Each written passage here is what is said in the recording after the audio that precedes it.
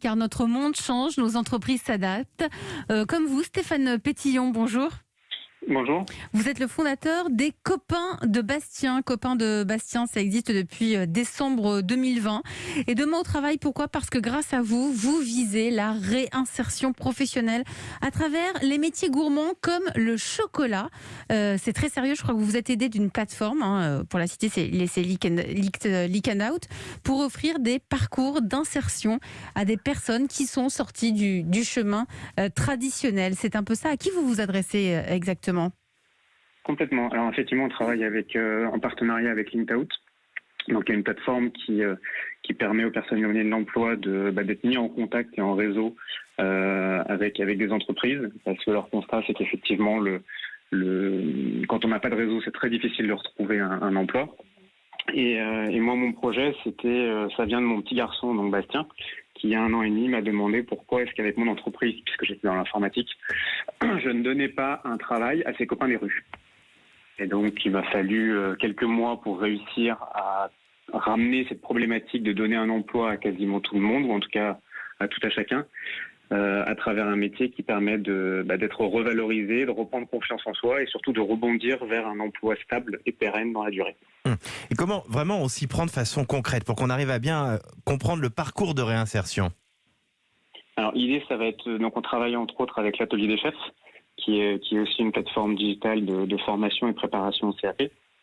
Et donc on ouvre là dans 1 mois notre première boutique labo dans lequel donc on va fabriquer du chocolat de la fève de cacao jusqu'à la tablette, donc 100% sur place dans Paris, avec un premier canal de distribution donc qui va être le magasin.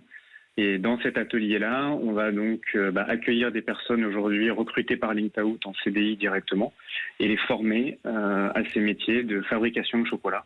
Donc tout le premier travail de la fève à la tablette et puis ensuite tout le métier plus traditionnel du chocolatier. Alors, qui sont ces personnes ? Est-ce que vous avez déjà des exemples ? Vous avez monté votre structure en décembre 2020. J'imagine qu'il y a des personnes qui ont déjà retrouvé le chemin de l'emploi grâce à vous. Alors on a, quand j'ai commencé à travailler sur la plateforme LinkedOut, donc moi j'ai un passif autour de l'informatique. Et donc, je ne m'attendais pas à trouver des gens avec ces compétences-là. Donc, j'ai regardé sur la plateforme pour déjà avoir un petit peu le type de profil pour ce projet autour de la chocolaterie. Et j'ai entre autres découvert qu'il y avait donc Dany, un jeune de 28 ans qui est issu de l'immigration et qui a enchaîné de galère en galère quand il est arrivé en France et qui n'arrivait pas à trouver un job ni à finir son parcours d'études. Et quand j'ai vu son parcours dans l'informatique, je me suis dit qu'en 2020-2021, on peut pas être dans l'informatique et pas avoir de travail, ça n'existe pas. Je me suis dit qu'il y avait quelque chose à faire. Donc j'ai fait un premier échange avec lui au téléphone, puisqu'on était encore en plein confinement. Et puis le feeling est tout de suite passé. Et on s'est projetés tous les deux sur un horizon de 3 ans, en se disant ok, qu'est-ce que tu veux faire à 3 ans et comment je peux t'accompagner. Et de cheminement en cheminement, on a conclu un contrat autour d'un apprentissage pour que lui puisse terminer son parcours d'études.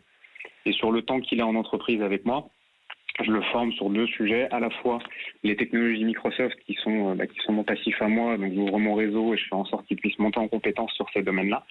Et en même temps, il assure toute la partie digitale de notre entreprise et de notre projet. Pourquoi à la base vous êtes lancé sur le chocolat ? Parce que c'est un savoir-faire finalement assez simple mais avec un résultat noble, tout le monde connaît, c'est partagé par tout le monde ? Exactement, l'idée de départ était là autour de la biscuiterie et puis je me suis rendu compte qu'il y avait quand même beaucoup de limites. Alors moi c'est pas du tout mon métier donc je suis parti de l'idée et puis je l'ai creusé en tant qu'entrepreneur jusqu'à arriver au moment où il me fallait quelqu'un du métier, donc je me suis associé avec Arnaud Normand qui est chef pâtissier et chocolatier, et qui au travers de nos discussions m'a dit ok, bon, si tu veux que je t'accompagne sur de la pâtisserie et du biscuit, ça me plaît bien, donc on y va, mais pourquoi on ferait pas du chocolat ?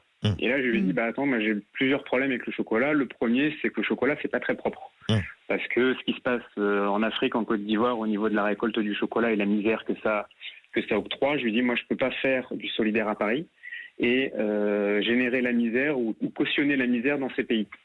Puisqu'il faut savoir que le cacao pousse à 10 degrés au nord-sud de l'équateur, et c'est à peu près tout. Donc si vous regardez d'un point de vue géographique, vous tombez sur des pays qui sont plutôt en voie de développement, et où les droits de l'homme et du travail c'est sont pas pas forcément ça. respectés. Dany Rabillet, vous êtes le directeur général d'Akena. Insérer, aider à la réinsertion des personnes qui sont peut-être sorties du chemin, parce que ça peut arriver, des accidents de la vie. Quel est votre regard en tant que patron d'entreprise ? L'idée et l'engagement est exemplaire dans ce que je viens d'entendre. Effectivement, on est peu sollicité ou pas encouragé à aller vers ce genre de démarche. Ça vous tenterait, vous, d'aller vers ça ? Pour être honnête, on ne sait pas forcément comment faire, mais on parlait tout à l'heure de notre difficulté à recruter et à prendre aussi du personnel qui n'a pas la qualification et de l'accompagner en formation.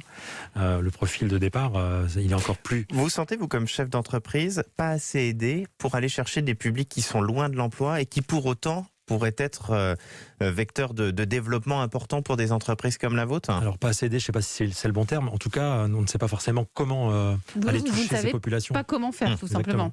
Et vous pourriez peut-être vous mettre en relation, Stéphane Pétillon, vous pourriez peut-être justement solliciter des entreprises pour pouvoir les aider à aller vers cette réinsertion de personnes. Tout à fait. Alors c'est là que la plateforme LinkedOut aujourd'hui est très très bien faite, parce qu'en fait ils sont pas uniquement là pour vous proposer des candidats comme ça, comme un cabinet de recrutement, mais en fait chaque candidat est accompagné par un coach, et ensuite LinkedOut vous accompagne aussi donc dans l'avant et dans l'après l'embauche.